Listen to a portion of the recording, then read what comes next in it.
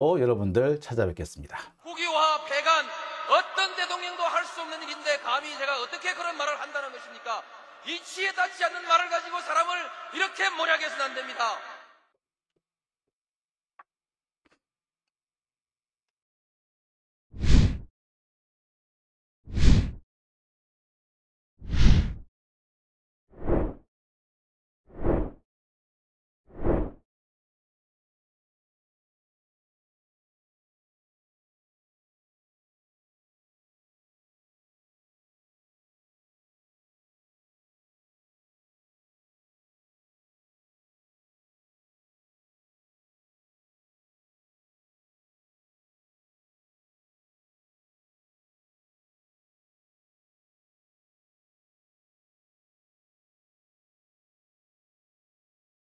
예. 네, 오밤중의 뉴스 함께하고 계신 지금 시각 4월 28일 오후 11시 30분을 지나고 있습니다. 자, 오늘 제가 첫 번째로 여러분들한테 전해드릴 이야기는요. 일단 박광원 얘기 좀 해보겠습니다. 여러분, 오늘 이 장면 보고 열받으신 분들 많으시죠? 저도 정말 열받았습니다. 어떻게 하다가 박광원인가? 이거 해도 너무한 거 아닌가? 그런 생각을 안 할 수가 없었습니다. 박광원이라뇨. 너무하는 거 아닙니까? 진짜 열받는다. 뭐 이런, 제가 열받더라고요. 글쎄요, 뭐, 1차 투표에서 과반수를 득표해가지고 결선 투표 없이 바로 다이렉트로 끝냈다고 하더라고요. 저는 혹시 그 얘기 듣는데 더 화가 났습니다. 민주당 국회의원의 절반은 수박이구나. 우리가 왜 개혁에 실패했는지, 그 많은 의석수를 가지고 왜 국힘당에 질질 끌려다녔는지, 적폐들한테 끌려다녔는지 그 이유를 알 것 같더라고요. 박광원이 글쎄 기자 생활은 뭐 잘했는지 모르겠어요. 제가 그 부분에 대해서는 평가 안 하겠습니다. 하지만 제가 평가하고 싶은 부분은요. 지난 대선입니다. 지난 대선 때 박광원 공보단장인가 뭐 대변인인가 하여튼 홍보팀을 맡았었죠. 그런데 이 박광원 선거 캠프에 잘 나오지 않았다고 합니다. 박광원을 본 날보다 안 본 날이 많다는 것이 선거 캠프 관계자들의 공통적인 얘기입니다.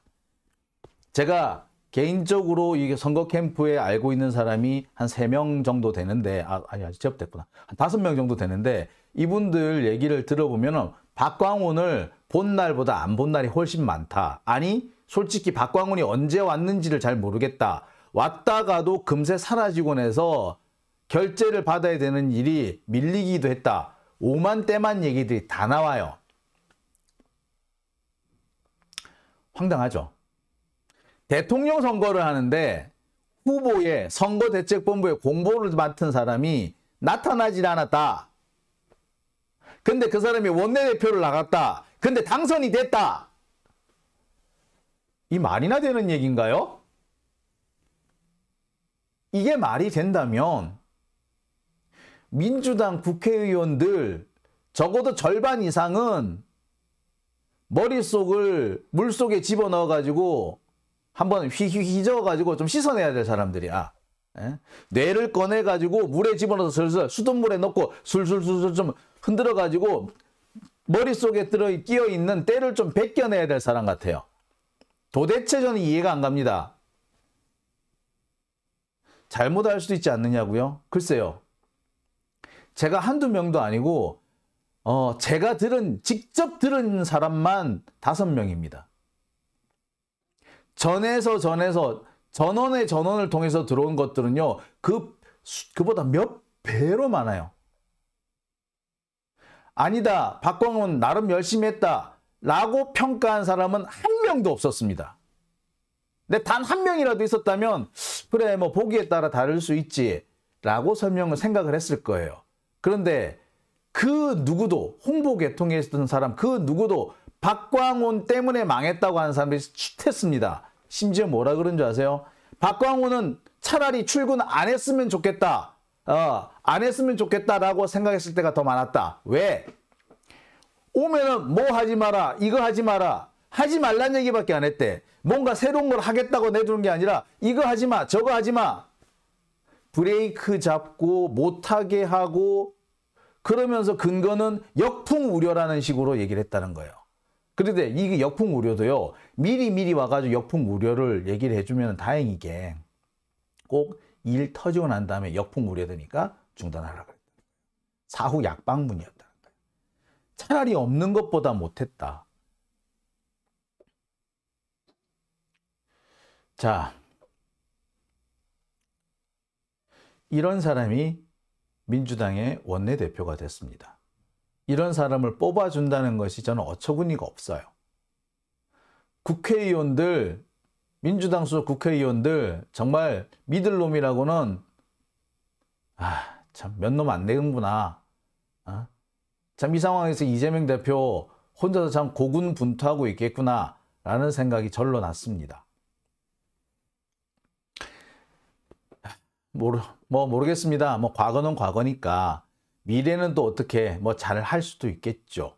자, 그런데 과연 미래는 잘할까? 앞으로는 잘할까? 저는 사실 그것도 회의적입니다. 왜냐고요? 박광훈이라는 사람은 누가 봐도요. 수박 아닙니까? 누가 봐도 수박이죠. 그리고 민주당 원내대표 선거를 열흘 한 20일 앞두고 갑자기 이낙연 전 대표가 귀국을 했어요. 물론 장인상 때문에 애사 때문에 들어왔다라고 합니다. 그래서 뭐라고 딴 말은 못 하겠어요. 하지만 공교롭게 그 날짜를 맞춰서 들어왔네요. 그리고 원내대표 선거 열흘 전에 출국을 했습니다. 그리고 그 사이에 자기들 사람들을 모아서 모임을 가졌다고 하죠. 자, 그 모임이 있고 난 직후에 갑자기 이 친낙계 원내대표 경쟁자였던 이원욱이 갑자기 사퇴를 해버립니다. 갑자기 힘의 균형추가 박광훈으로 쫙 몰리는 그런 분위기였죠. 여러분 다 기억하시죠? 이게 우연일까요?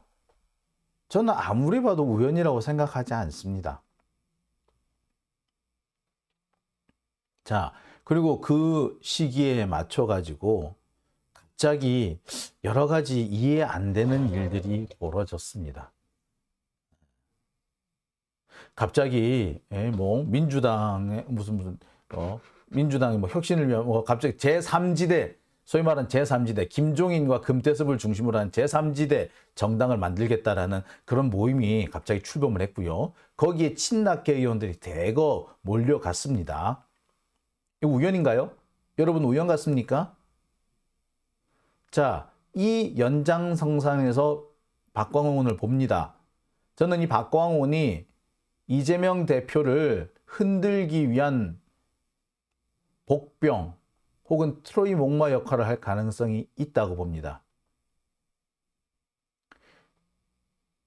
만약에 그렇게 된다면요, 우리는 다 같이 이 박광훈을 끌어내리기 위해 몰려가야 될 것 같습니다. 여러분, 진짜 이거는 우리는 명운을 걸고 좀 해야 될 일 같아요.